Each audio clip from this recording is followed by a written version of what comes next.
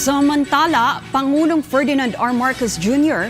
ipinag-utos ang paglalabas ng 4 na bilyong pisong pondo para sa loan ng mga maliliit na negosyo.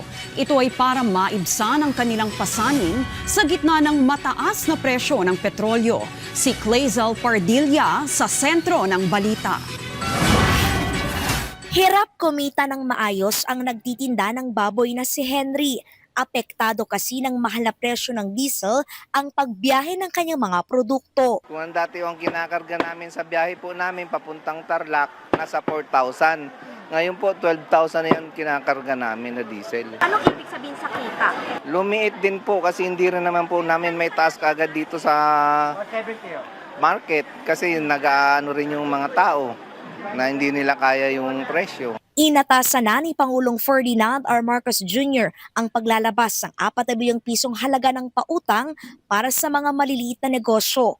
Bahagi ito ng comprehensive aid package ng gobyerno na layong mabawasan ang pasanin ng mga negosyo na apektado ng pagsirit ng presyo ng langis. Sa ilalim ng Emergency Loan Program ng Department of Trade and Industry, Small Business Corporation, maaaring humiram ng 30,000 hanggang 20 milyong piso ang mga micro, small and medium enterprises.